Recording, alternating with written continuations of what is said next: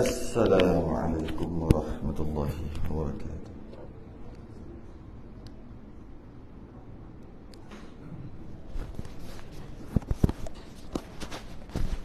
Innal hamdalillah nahmaduhu wa nasta'inuhu wa nastahdihi wa nastaghfiruh wa na'udzu billahi min shururi anfusina wa min sayyiati a'malina. من يهده الله فلا مضل له ومن يضلل فلا هادي له.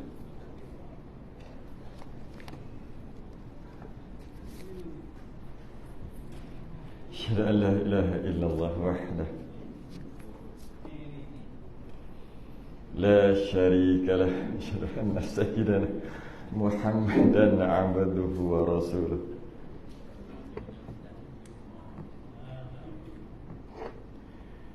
اللهم صل وسلم وبارك على سيدنا محمد الفاتح لما أغلق والخاتم لما سبق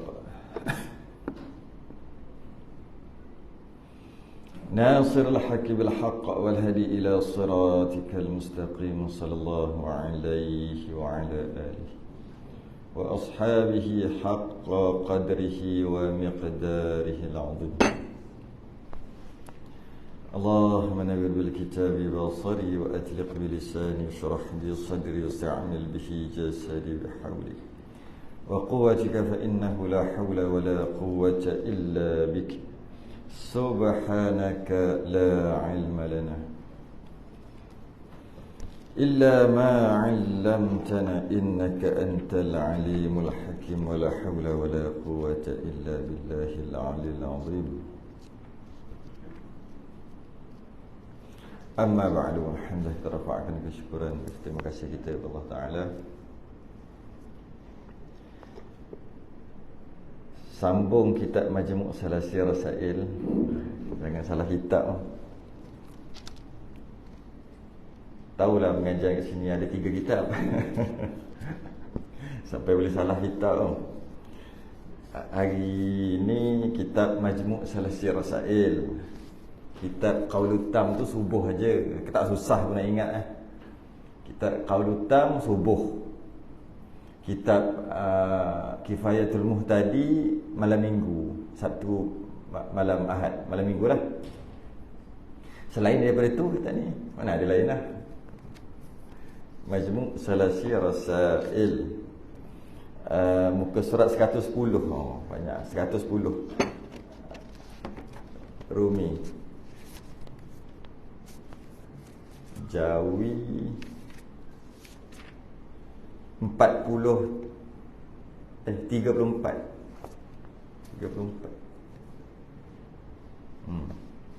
okay.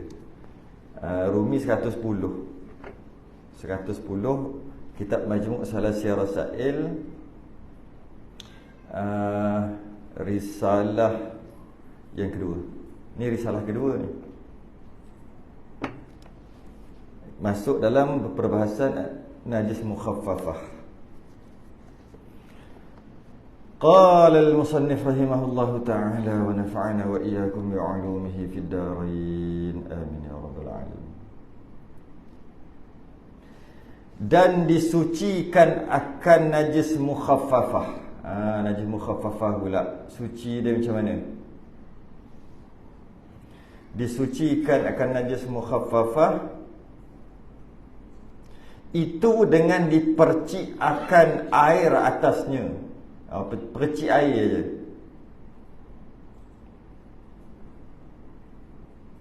Sekali hingga rata tempatnya, kemudian daripada, kemudian tu selepas. Kemudian daripada, selepas daripada dihilangkan akan ainnya. Kita sebelum ni bincang bab apa? Mughallazah. Membersihkan najis mughallazah sebelum ni. Maka masuklah najis mukhaffafah yang kita tahu.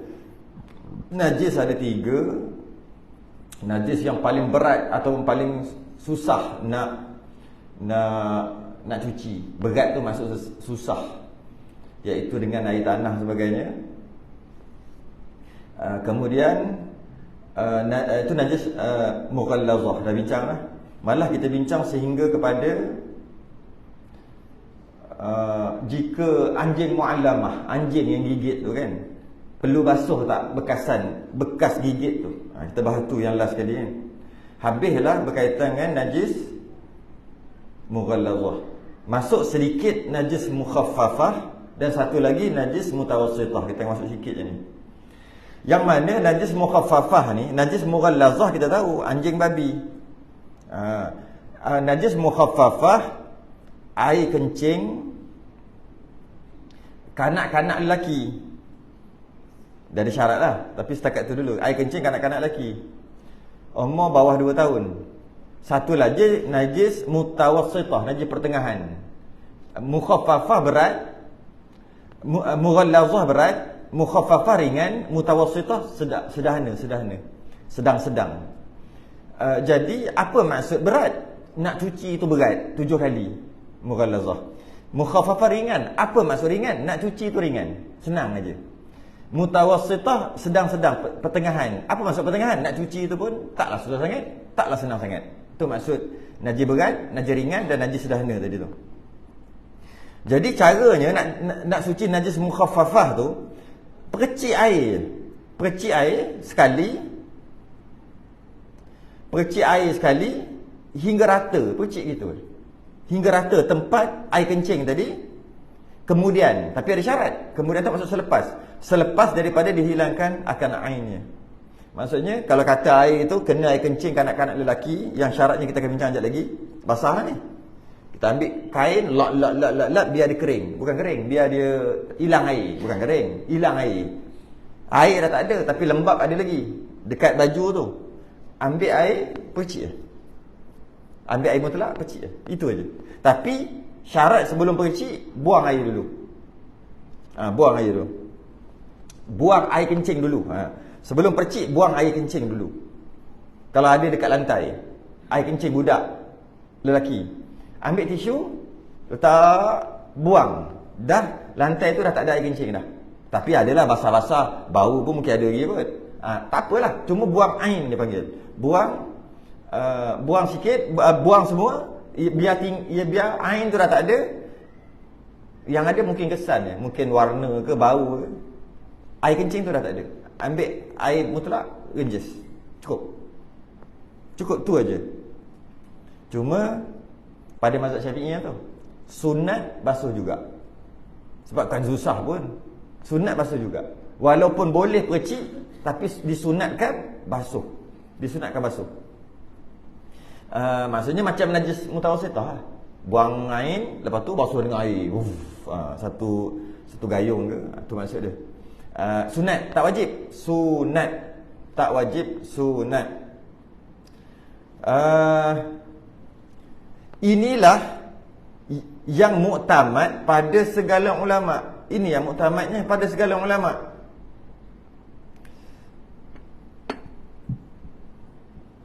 Bersalahan. Ada khilaf rupanya. Rupanya ada khilaf bersalahan. Bagi Zarkashi, Imam Zarkashi kata lain. Berkata ia Imam Zarkashi kata, tiada syarat pada menghilang akan ainnya. Tak payah, biar air kencing tu ada, percik gitu aja. Lagi senang Imam Zarkashi. Jadi maknanya air kencing tu memang najis. Ada kat badan, ada dekat baju basah, jeruk. Ambil air percik gitu. Basah lagi ada air kencing, biar. Tapi itu kata Imam Zarkashi. Pendapat muktamad, kena buka baju yang basah tadi, perah. Dah tak ada lah air kencing, tapi lembab lagi. Ambil air mutlak, renjis gitu je. Itu mengikut pendapat muktamad. Imam Zarkashi kata tak perlu hilangkan air, biarlah basah gitu. Kenapa dia kata gitu? Dia kata logiknya, kenapa percik? Kenapa perlu percik kan? Sebab nak memudahkan. Jadi kalau nak memudahkan, kalau kena buang air kencing, macam basuh air mutawassithah juga, tak payahlah nak mukhaffafah. Susah juga. Tu dia punya hujah dia lah. Hujah dia. Maka sebab tu ada khilaf kat sini. Setengah kitab kata perlu buang air kencing tu, setengah kita kata tak perlu. Renjis gitu aja. Tapi yang muktamad kena buang air, kena buang air, kena buang air kencing tu kena buang. Kena buang air kencing. Okey. Ini masa Nabi lah. Nabi pegang seorang sahabat ni, apa ni, bayi ni, dia ambil comel. Nabi tak boleh tengok bayi nak pegang. Nak pegang, nak cium apa semua. Jadi bila macam tu Nabi pegang lah, pegang dia kencing. Malu lah mak dia kata, mak dia malu macam nak marah lah, kata nak marah apa bayi. Tak apa Nabi kata tak apa. Nabi letak bayi tu, Nabi ambil, Nabi genjis. Ambil air mutlak genjis. Gitu aja. Sebab tu ada pendapat kata tak perlu cuci. Sebab tak ada pun kata Nabi buang dulu lap tak ada pun. Tapi pendapat pertama kena buang juga. Buang ain atau buang air kencing tu baru renjis. Walaupun macam tu disunatkan basuh juga, macam basuh betul lah. Pernah buat tak begitu? Tak pernah. Nah. Saya pun tak pernah buat. Biasa kalau anak kencing pun basuh ke. Tak pernah buat. Tapi itulah hukum. Sebaiknya buat sekali. Biar ada pengalaman. Walaupun sekali kena buat. Sebab ni syariat. Bila syariat, kita kena buat sekali. Sebaik-baiknya buat sekali. Kalau kita nak kata tak apa, aku nak sunat, nak basuh, sebaiknya buat sekali. Biar kita terasa kita buat syariat tu. Sebab Nabi yang bawa syariat ni. Biar kita buat sekali, sekurang-kurang. Lepas tu tak apalah, basuh-basuh lah. Allah rasa macam apa? Belengah ke, rasa macam tak apalah rasa tu. Tapi buat sekali dulu, seumur hidup. Terbaiknya buat sekali lah. Tapi apa syarat pertama? Jadi apa syaratnya? Syarat bayi tadi tu macam mana syaratnya?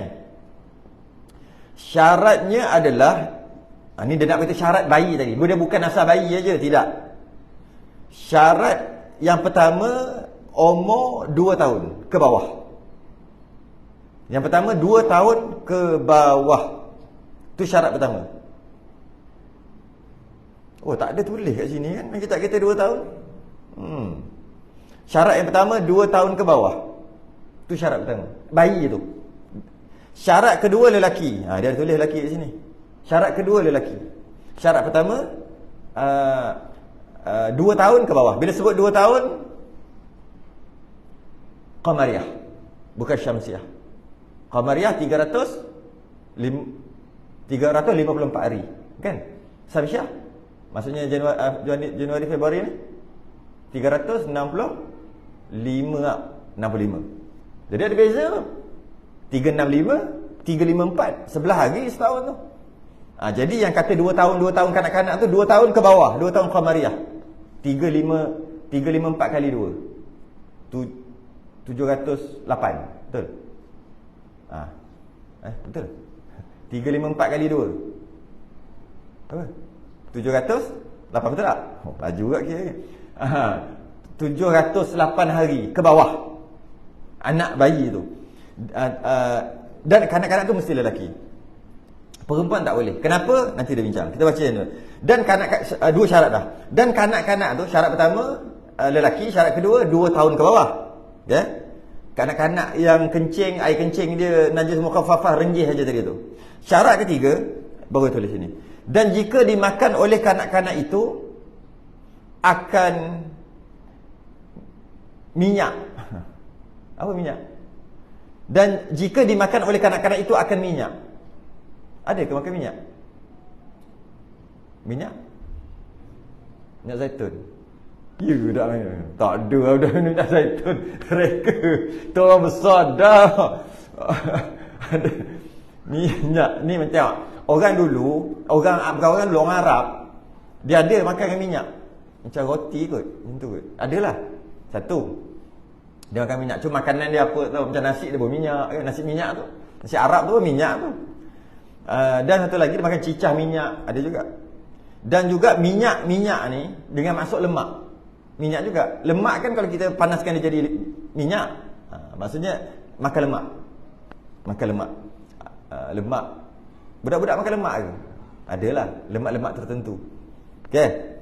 Jadi kalau dia makan minyak atau roti, makan roti serta susu. Roti cicah susu. maka wajib dibasuh akan dia seperti najis mutawassithah. Maksud dia nak kata gini, kalau dia makan selain daripada susu, kanak-kanak yang kata cukup dua syarat tadi, umur 2 tahun dan ke bawah, lelaki, dia makan selain daripada susu ataupun susu campur-campur yang lain, maka tak boleh dah main genjih-genjih itu, tak boleh dah. Bukan mukhaffafah dah. Walaupun dia minum susu tapi dia campur yang lain. Jadi sebenarnya dia nak beritahu gini, kanak-kanak lelaki bawah 2 tahun yang air kencingnya boleh direnjis najis mukhaffafah tadi adalah kanak-kanak yang hanya minum susu sahaja. Itu nak beritahu. Kalau dia minum susu dan makan-makan yang lain, dan ada kait lagi, makan tu atas jalan mengenyangkan. Sebab kalau nak kira tahnik pun makan. Kalau macam tu setiap tahnik tak boleh dah lah. Tahnik bukan makan tu, itu sekadar lah buah kurma ambil sikit, makanlah tu. Tak. Makan atas jalan mengenyangkan. Tak kenyang makan banyak tu budak. Minum air zam-zam atau minum air lain, makanlah tu, tak kenyang. Jadi kanak-kanak yang tadi hanya minum susu aja. Yang lain tak minum.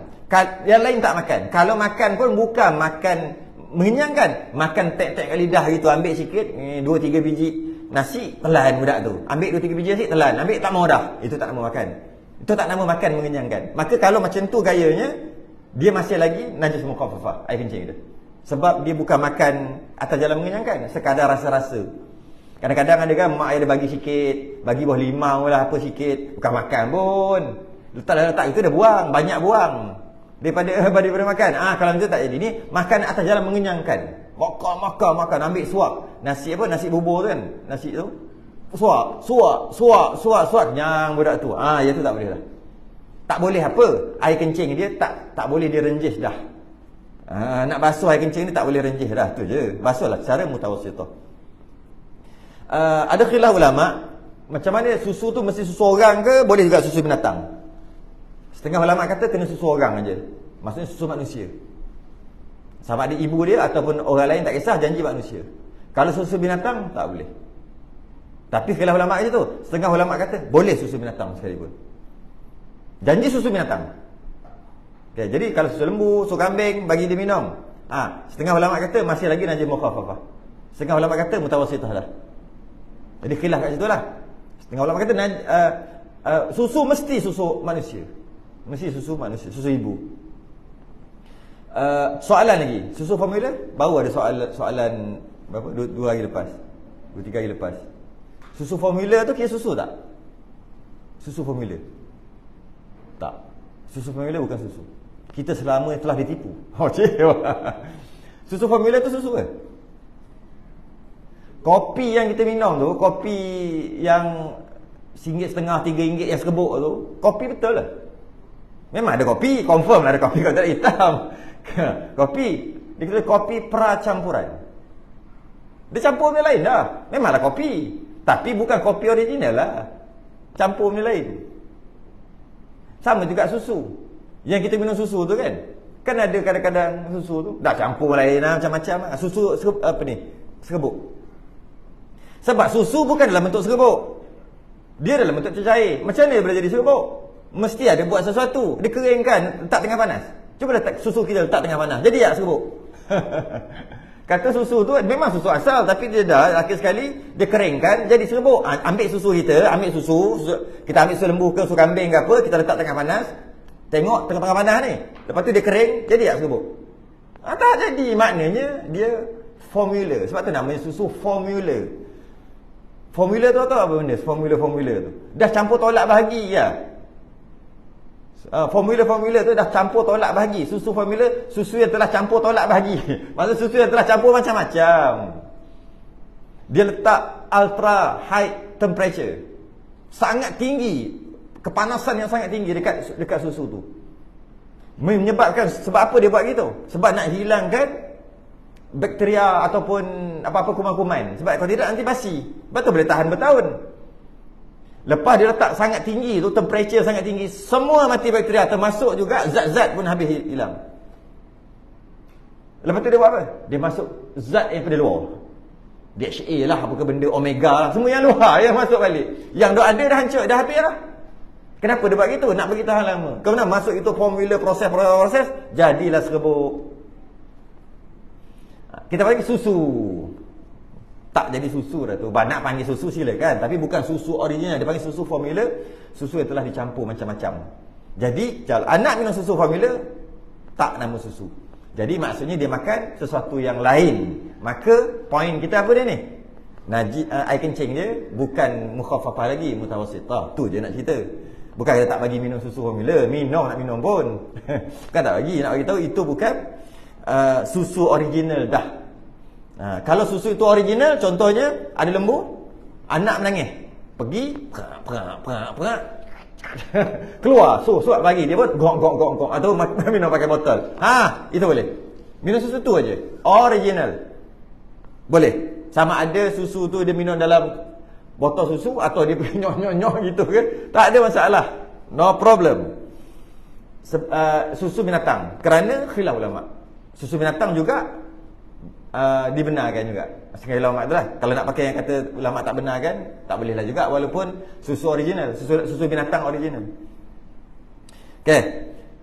Dan tiada stop kata. Jadi itu je lah, habis lah. Syarat dia yang pertama apa ni? Najis mukhaffafah. Yang pertama, kanak-kanak lelaki, tu syarat. Perempuan tak boleh.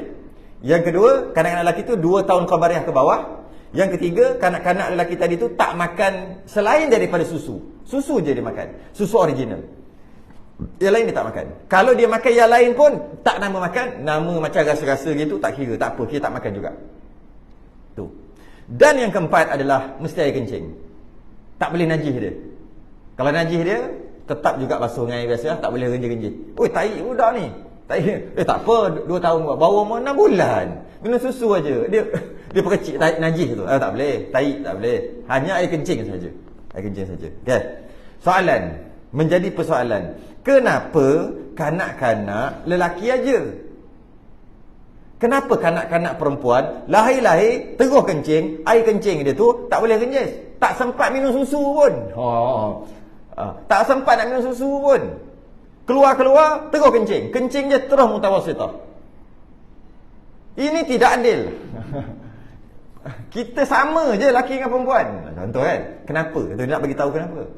Kenapa? Perempuan lelaki sama je, manusia juga. Kenapa kanak-kanak perempuan didiskriminasikan? Dah lah nanti besar-besar nak kena tutup habis. Tutup kepala, tutup kaki, habis kena tutup. Lelaki boleh relax aja. Tu. Ada tu golongan macam tu sekarang ni. Golongan apa dia panggil? Nak sama rata tu. Liberal lah, dia nak sama rata. Semua nak sama rata. Lelaki boleh buat, semua perempuan boleh buat. Dia kata sekarang ni. Tiba-tiba kenapa nak dengar cakap lelaki? Lelaki pun kena dengar cakap bini juga. Kalau tidak, mana boleh, tak adil kan? Ada tu golongan tu. Apa hikmah dibezakan lelaki dengan perempuan tadi? Lelaki jadi mukhaffafah, perempuan walaupun bawah 2 tahun mutawassithah. Bila sebut mutawassithah kena basuh. Macam kena tai ayam, air kencing orang ni kena tai ayam, tai kucing semua. Macam tu lah. Maksudnya macam najis biasa, najis betul. Air kencing kanak-kanak perempuan, kanak-kanak lelaki beza. Kenapa? Ni hikmah dia. Dan tiada memadai, tak boleh dipercik akan air atas segala kencing kanak-kanak perempuan. Tak boleh kanak-kanak perempuan. Walaupun baru lahir, walaupun minum susu aja, walaupun bawah 2 tahun, tak boleh. Dia kanak-kanak perempuan satu tak boleh. Dan khunsa juga tak boleh. Khunsa ni yang ada 2 alat kelamin tu lah. Sama ada dia ada dua alat kelamin ataupun dia dua-dua tak ada. Dia panggil khunsa muskil. Jadi kalau katalah kanak-kanak tu, bayi tu lahir-lahir ada 2 alat kelamin. Kemudian kejap nampak dia kencing kot laki, kejap nampak dia kencing kot perempuan. Mana kencing dua-dua. Maka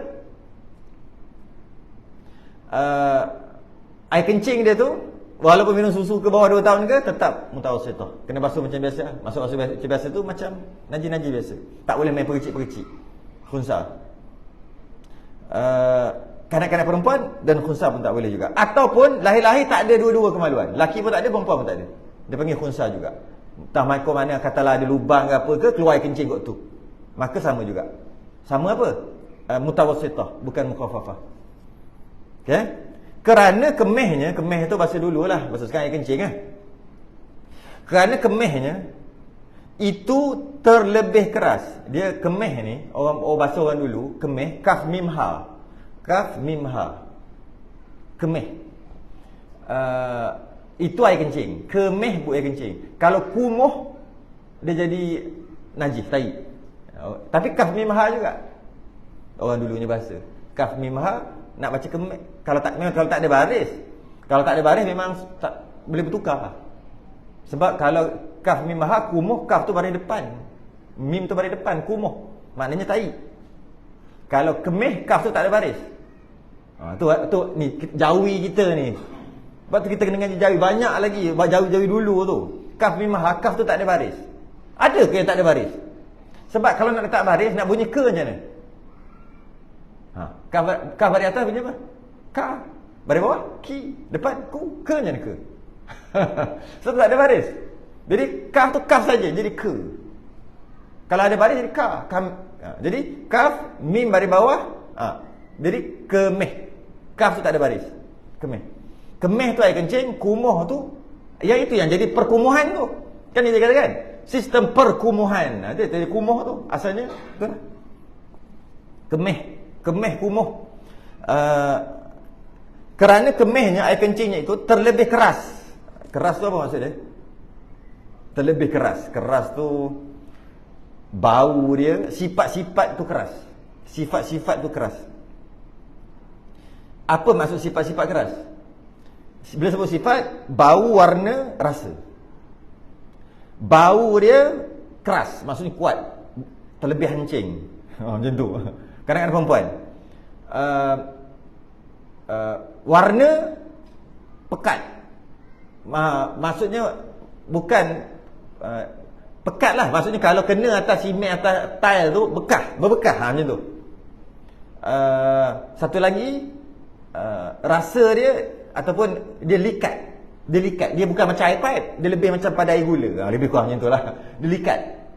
Berbanding daripada kemih kanak-kanak lelaki. Berbanding kanak-kanak lelaki.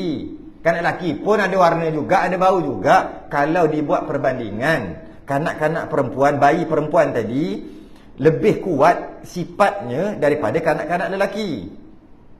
Soalan, kenapa pula? Kita tak puas hati aja.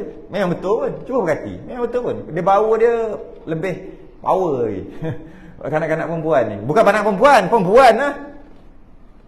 Kenapa? Dia punya bau tu lebih. Kerana yang pertama, bakteria lebih banyak. Kencing kanak-kanak perempuan, sistem perkumuhan perempuan lebih complicated. Boleh kata kita kot, daripada lelaki punya sistem perkumuhan. Ini kena belajar itulah. Kat dalam ni ada apa gitu, mana pundi kencing kot mana, keluar kot mana, lalu saluran mana. Lelaki dia tak berapa complicated sangat. Tapi perempuan dia agak complicated. Banyak sangat urat-urat ke saluran-saluran. Jadi bila complicated dan dia lebih keras, maka bakteria pun lagi banyak. Kerana sistem, kita panggil sistem peranakan atau sistem perkumuhan, dia dekat dengan sistem peranakan. Sistem peranakan, sistem perkumuhan tu dia dekat. Bila dia dekat,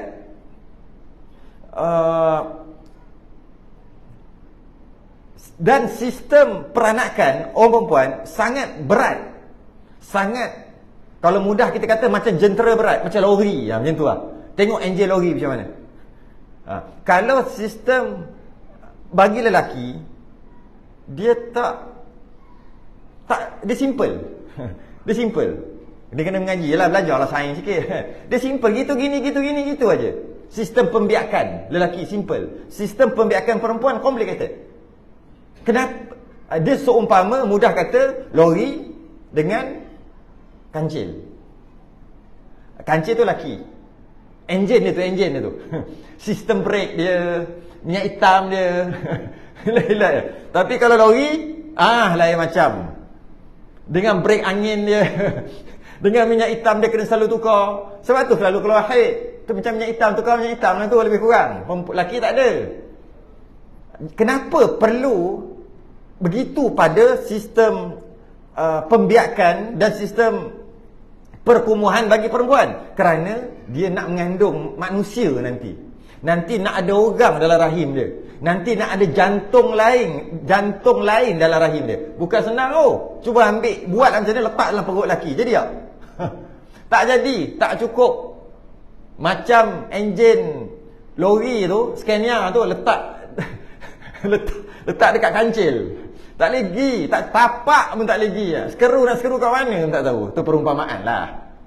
Jadi sebab itulah Allah cipta sistem perkumuhan dan pembiakan perempuan dia lebih complicated. Sebab nanti nak ada orang lain dalam rahim dia. Dalam badan dia ada orang lain, anak lah maksudnya. Dan ada jantung lain selain daripada jantung dia. Dan ada kemungkinan darah lain tak sama dengan darah dia. Darah AB, AO tu lah, tak sama. Ada yang sama, ada yang tak sama. Jadi kita tahu kalau darah tak sama, masuk mati kan, tahu tak? Tahu kan darah A, AB, A plus, A minus apa semua tu, lepas tu O, kan? Cuba ambil darah yang tak sesuai. Kan ada darah yang boleh terima semua, yang boleh terima kan? Kita bukan nanti jadi kelas sains pula ni. Saya nak cakap lebih kurang aja. Cuba dia darah B, bubuk A macam tu. Mati. Tak kena darah. Dia kena sesuai darah tu. Tak boleh. Tiba-tiba dalam rahim dia ada darah yang berbeza, iaitu yang diambil daripada suami dia lah. Jadi anak. Sepatutnya mati. Tapi kenapa tak mati-mati? Sebab tu sistem complicated. Sistem peranak tu complicated. Jadi bila ianya complicated, dia jentera berat, maka pastinya kesan daripada tu beratlah juga. Dari segi sudut air kencingnya berat, baunya dan sebagainya. Boleh faham tak? Cuba tak saya pergi tukar minyak hitam lori, buka keluar minyak hitam, bau hangit minyak hitam tu. Cuba minta kancil kita yang setahun tak tukar minyak hitam. Macam tu je tengok. Tak ada pun lebih macam tu lah. Macam tu lah. Perumpamaan je tu. Jadi sebab tu dia terlebih keras. Jadi bila terlebih keras, bila dikencing, kalau main genjis-genjis saja, najis, jika air kencing kanak-kanak perempuan najis mukhaffafah juga. Kalau main renjih-renjih aja macam kanak-kanak lelaki tadi, akan ada warna ataupun kesan yang sangat ketara. Sebab tu dibezakan lelaki dengan perempuan. Perempuan macam tak ada, macam kejap bau, macam bau air kencing gitu. Tak ada pula. Macam bau juga. Sebab dia nak ada tak ada lebih kurang. Tapi kalau kanak-kanak perempuannya ada, memang bau 24 jam. Bau air kencing, siapa kencing macam tu.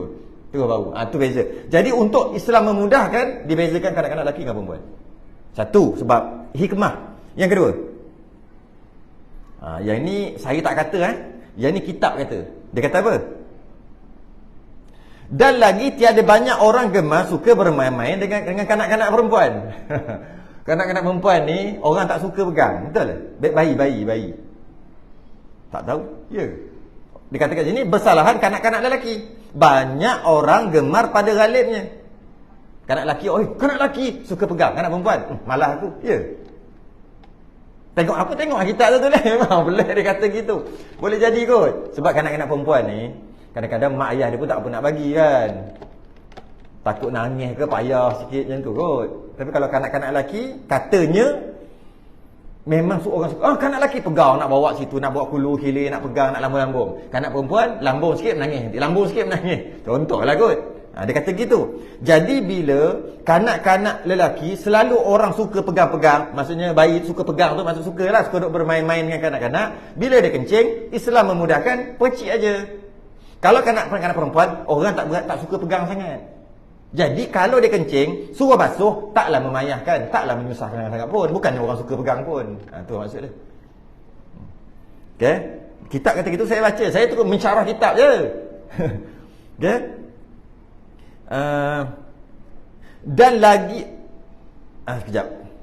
Sebelum tu, satu lagi, memang betul pun sepatutnya tau. Kalau kita tengok kanak-kanak lelaki ni, cara dia kencing pun mengata-kata. Kalau dia tak pakai pampers ni lah, dia kencing sampai berlari, dia kencing lagi. Ni kita ambil bawah 2 tahun ni. Jangan cerita kanak-kanak yang 35. Itu bagi penerajang atas belakang.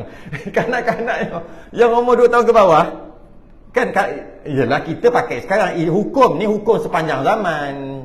Sekarang memang orang pakai pampers dah. Baru berapa tahun orang pakai? Berapa? 20 tahun lepas tak? Rasa 20 tahun, 30 tahun lepas je baru pampers ni ada. Sebelum tu pakai kain lampin. Sebelum tu 300 tahun lepas mungkin telanjang begitu aja. Kanak-kanak mana ada aurat tak aurat. Jadi kita jangan fikir sekarang ni. Hukum asal, kita tengok hukum asal. Kanak-kanak ni, kanak-kanak lelaki bila dia kencing sampai berlari, dia kencing. Dia kencing. Bomba gitu je. Jadi kalaulah kena basuh agak menyusahkan dalam rumah tu, maka Islam memudahkan percik aja. Ataupun lap-lap percik kan. Beza dengan kanak perempuan. Kalau kanak-kanak perempuan dia kencing setempat je. Jadi bertakung di situ. Jadi cuma taklah susah sebab tak macam lelaki. Lelaki sambil kencing pun dia berlari. Jadi bila kanak-kanak perempuan tu kencing, dia setempat. Bila setempat setompok. Jadi bila senang dia ambil kain-kain lap, habis kat situ aje. Dia tidaklah merata-rata. Itu antara hikmah yang kita fikir, yang kita dapat fikir. Memang susahlah sikit. Susah sikit. Nak apa ni? Nak cuci kanak-kanak lelaki ni. Jadi kalau kan ada pepatah orang tua kata apa? Pepatah orang tua macam ni? Lelaki lebih berfikiran jauh berbanding perempuan. Dia kata gitu, lebih berfikiran jauh daripada perempuan. Perempuan ni kalau kencing pun sekat buku lali je. Lelaki ni dia kencing jauh. Perempuan sekat buku lali je. Bila ada kat buku lali aja, air ada kat situ aje lah. Jadi mudahlah untuk dicuci. Itu yang kita boleh fikir kenapa kemunasabahan tu lah. Sebab kita kadang-kadang nak kena tahu juga alasan kenapa dibezakan lelaki dengan perempuan. Sama-sama budak kan. Itu antaranya. Dan antaranya juga kenapa dibezakan tadi. Ini kita kena fikir sikit.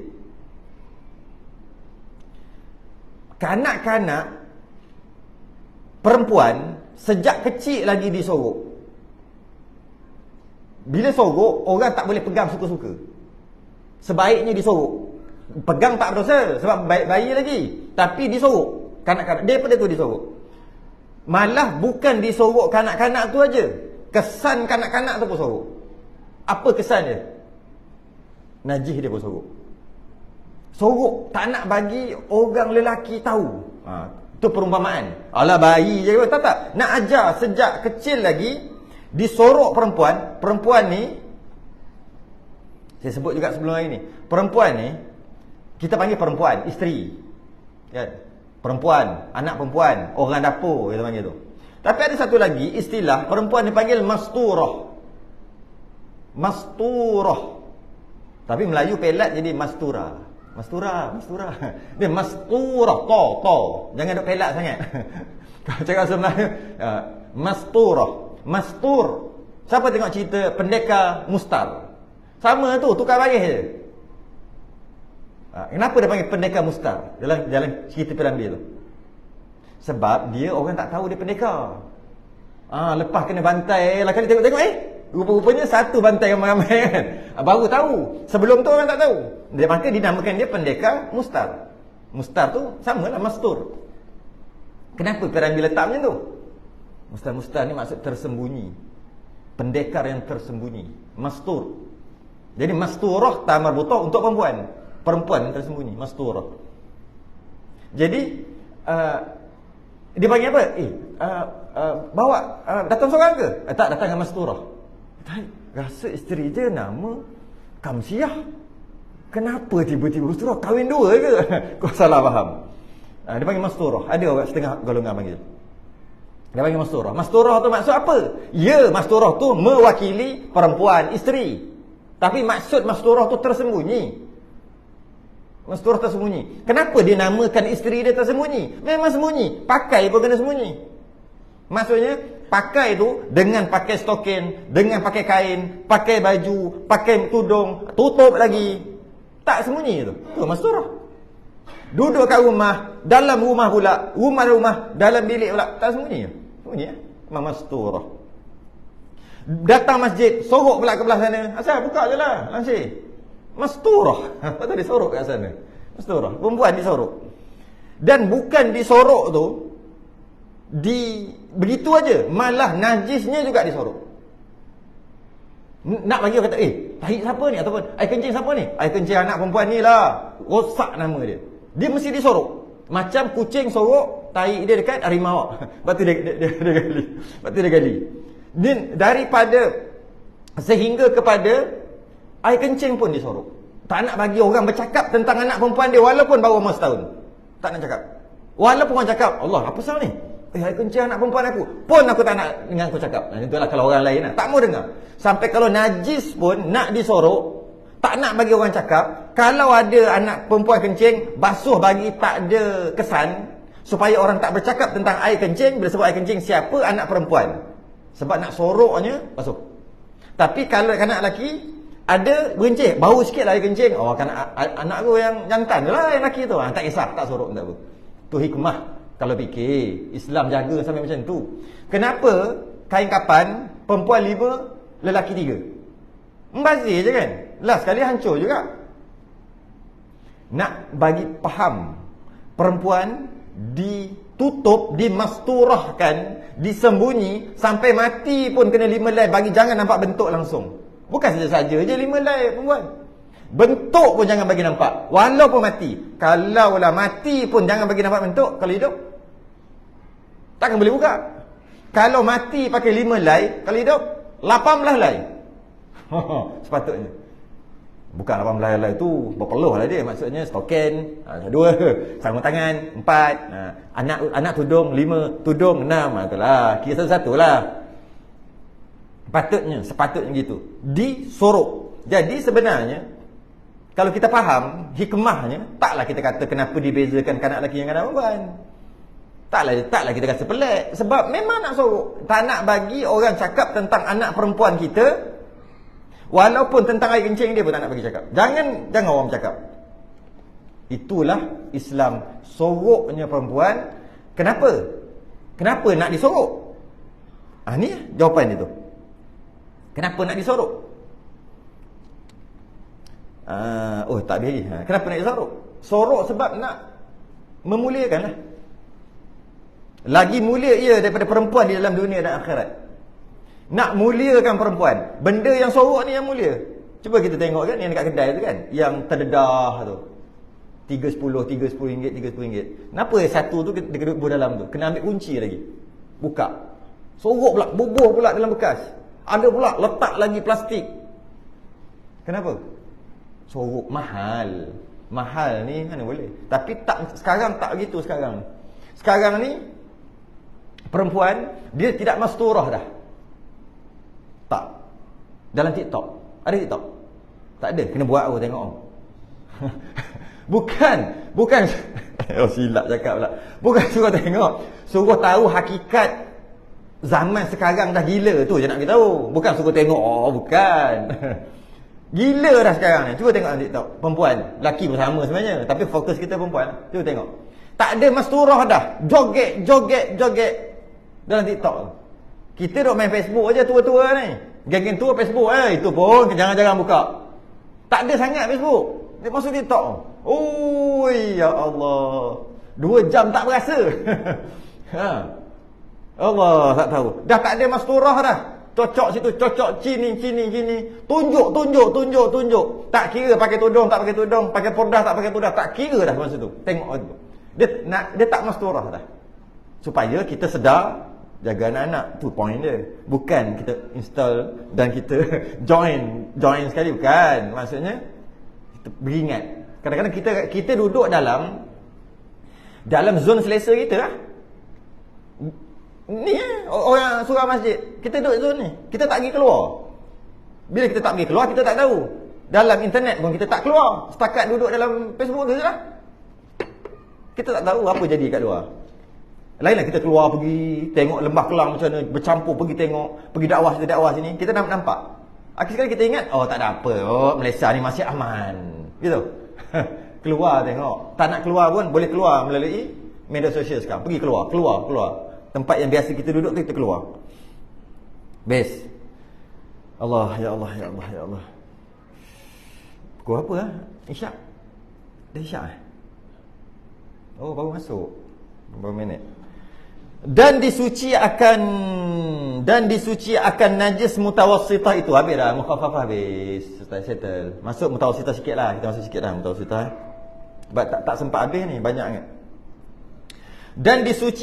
Dan disuci akan najis mutawassitah itu dengan dibasuh akan dia sekali dengan air mutlak, hingga hilang rasanya dan baunya dan warnanya. Mutawassitah pula macam mana? Dia bukan anjing babi, dia bukan air kencing kanak-kanak lelaki bawah 2 tahun ni, bukan juga.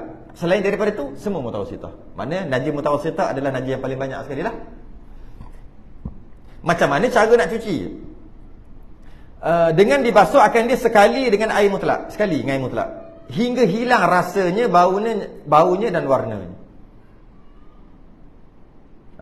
Sekali dengan air mutlak. Maksudnya ada najis, buang air dulu. Kalau tak buang najis, katalah ada air kencing kucing, kemudian ambil air, jiru. Bila jirus, air yang kena air kencing tu jadi air mutanajis. Dia tak menyucikan. Ada tai ketul, tai lembu, tai ayam. Ambil air, jirus. Bila air yang kita jirus tu kena najis, air tu jadi mutanajis. Tak menyucikan tu. Habis ni dia kata, jirus sekali. Bukan, buang dulu air kencing. Kalau air kencing, bagi dia tak ada air kencing, air kencing kucing tadi, buang dulu tai ayam. Tai itu ain, fizikal tu buang dulu. Buang. Dah tak ada dah. Bila dah tak ada, barulah dia kata kat sini, dibasuh akan dia sekali dengan air mutlak. Air mutlak, bau jiru air. Jangan jiru awal-awal. Kalau jiru awal-awal, teruklah kita. Tak apa, tak ada masalah jiru awal, tapi teruklah sikit, air banyak lah nak pakai. Kata kebelah situ tanah, sini simen kita. Dia duduk sini, sini tanah kan. Kalau kita pakai air, banyak tu, berapa baldi. Sikit dia pergi. Sedangkan senang aja.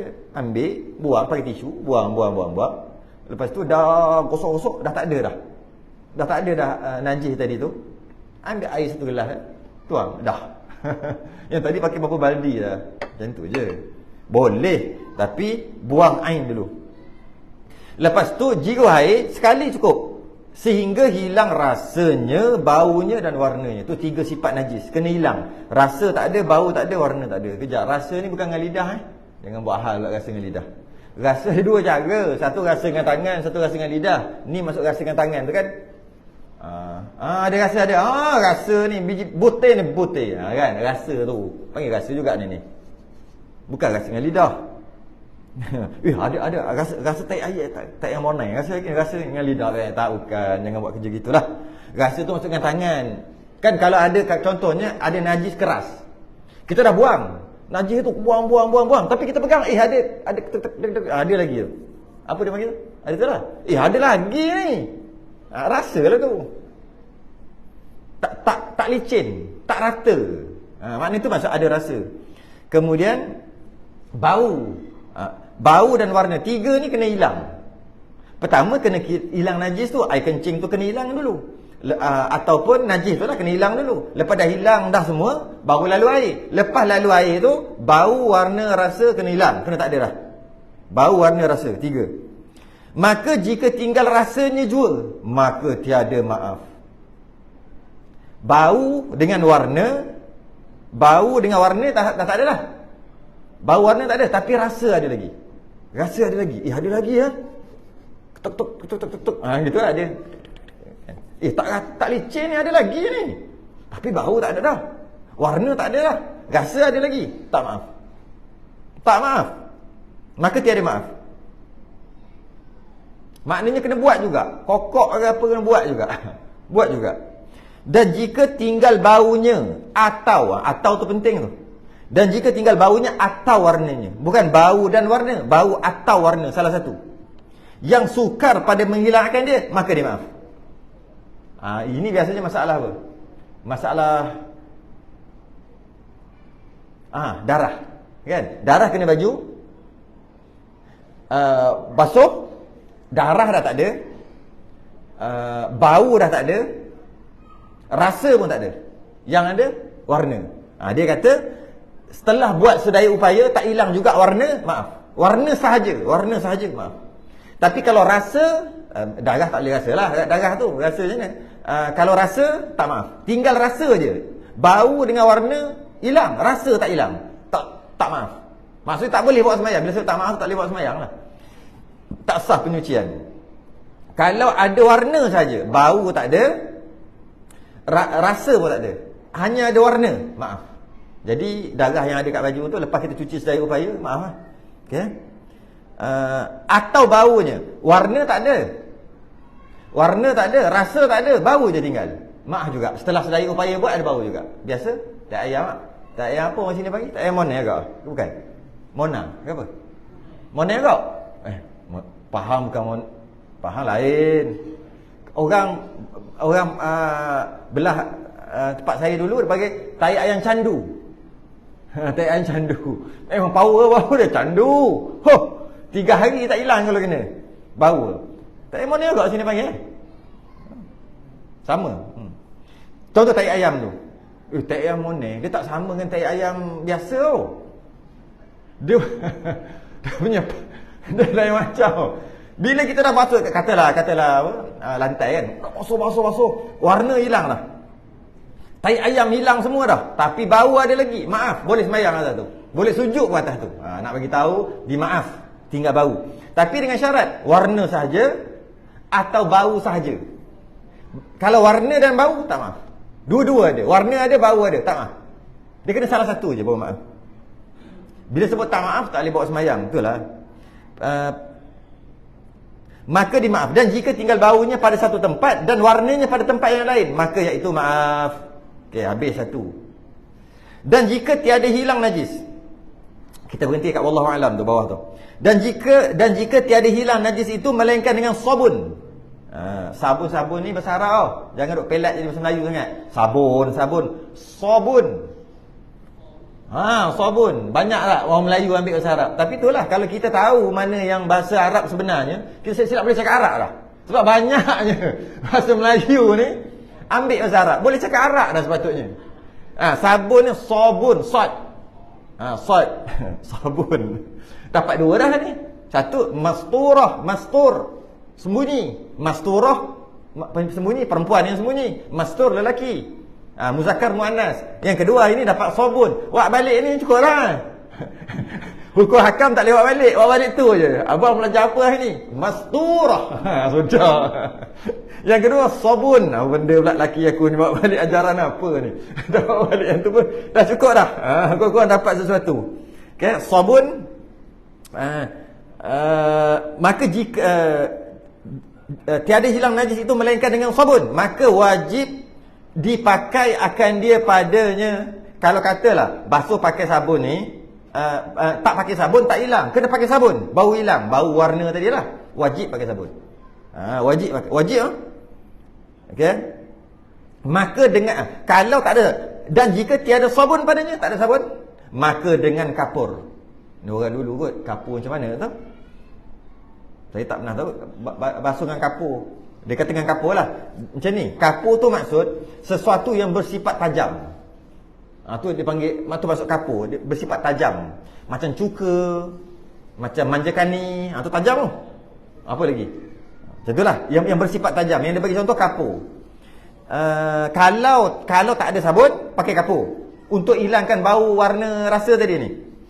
Dan jika tiada, tak ada juga kapur, maka dengan kuku pada anak jari. Ni kuku anak jari, serta bersungguh-sungguh padanya. Ya, buat gini nak bagi hilang. Itu dulu, sekarang gini kot tak? Pakai beruh lah. Dulu pakai kuku. Begini, buat gini. Kenapa ni? Nak buang darah, nak buang najis yang lekat, nak buang apa-apa ni, buat ni. Okey.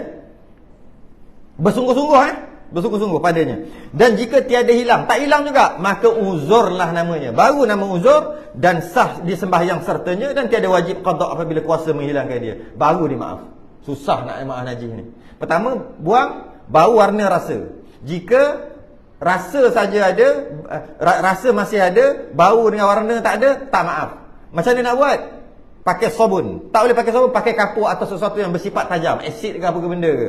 Kemudian tak boleh juga pakai kuku ataupun pakai benda yang dikokok, kan? Tak boleh juga, barulah maaf. Macam itulah dari segi warna, macam itulah dari segi bau. Okay. Dan tak perlu qada nanti, sah lah. Tapi kena lalu step tadilah. Dan kata Syekh Ashbuli, jika kekal pada badan, dimaaf, dan jika pada kain, maka tiada maaf. Yang ni bukan pendapat muktamad ni, dia nak bagi tahu je. Seorang syekh ni kata, kalau dekat badan maaf, kalau dekat kain tak maaf. Sebab kalau kekal, yang kekal apa ni? Bau, warna, rasa tadilah kena najis. Tinggal bau dekat tangan ni, kena air kencing contohlah. Bau busuk, bau kencing. Basuh, hilang warna, hilang semua, hilang rasa, bau je ada. Maaf. Sebab takkan kita nak potong tangan. Tapi kalau dekat kain, kena air kencing, basuh, bau ada lagi, warna dah hilang dah, rasa dah hilang. Tak payahlah pakai baju tu pas sembahyang. Kata dia, kenapa pula nak dimaaf? Tak maaf, tak payah pakai lah. Kalau kat badan maaf, sebab takkan nak potong. Tu maksud dia. Jika kekal pada badan maaf. Jika pada kain, maka tak maaf. Boleh je pakai kain lain. Kain tu pakailah nak bawa pergi bekerja, nak pergi, jangan bawa pergi sembahyang. Contoh dia begitu. Tiada sah sembahyang dengan dia, tetapi sembahyang yang sembahyang dengan bertelanjang ia, dan tiada wajib atasnya mengulang. Gitu. Ini kalau ada satu pakaian aja. Kalau ada banyak pakaian, nak pakai lain untuk sembahyang. Kenapa tak pakai yang ini? Kerana kena najis. Tak basuh ke? Nampak dah basuh. Dah basuh kan dah hilang warna, nampak dah hilang. Tapi bau ada lagi. Contoh kan. Ataupun rasa ada lagi. Ataupun warna ada lagi. Dekat baju tadi. Jadi kenapa tak pakai? Dah basuh pun tak hilang. Tak maaf. Habis tu kalau tak maaf, nak buat macam mana? Kata Syekh Ashbuli, sembahyang telanjang. Kalau tak ada baju lain, kerah tak? Jangan pakai. Walaupun ada kesan-kesan tadi, walaupun dah berusaha, tetap juga sembahyang telanjang. Kalau ada satu pakaian. Kalau ada satu pakaian, sembahyang telanjang. Nak bagi tahu tak maafnya. Tapi bukan muktamad ni. Pendapat muktamad maaf kalau setelah ikut step tadi tu. Dan tiada wajib atasnya mengulang akan dia, tak wajib qada bila dapat kain nanti yang suci. Dan iaitu menyalahi zahir pada segala perkataan kebanyakan daripada ulama. Dia ni seorang dua je yang cakap begini. Majoriti ulama tak kata macam ni, dia kata macam mana? Yang tak maaf ni. Di badan maaf, di pakaian tak maaf. Sampaikan kalau ada satu pakaian, sembahyang telanjang. Yang ini dia kata kebanyakan perkataan ulama tak kata gitu. Cuma dia seorang dua je kata. Tapi dia syekh. Bila dia syekh, dia ulama. Sebagai meraihkan, menghormati ulama, sebut juga. Tapi cuma tak ikut aja. Tapi sebutlah. Okay? Habis. Dan tiada wajib perah akan kain kemudian daripada membasuh akan di atas kaul yang muktamad. Dan tiada wajib diperah. Berhenti kat situ. Dan tiada wajib diperah. Ataupun dekat masalah pun tak apa juga. Sebab dan tiada wajib diperah akan kain kemudian daripada membasuh akan di atas kaul yang muktamad. Kalau dah basuh tu tak wajib perah. Mas'alatun. Jika membasuh oleh seorang yang kainnya dengan qasad membasuh, tu kat situ mas'alatun. Jika membasuh oleh seorang akan kainnya. Itulah muka surat 112 lah. Kita berhenti atas kali. 112. Mas'alatun 112 berhenti kat situ. Jika membasuh oleh seorang akan kainnya dengan qasad membasuh akan segala daki padanya. Allah tasbih kafarah dan suratul subhanakallah.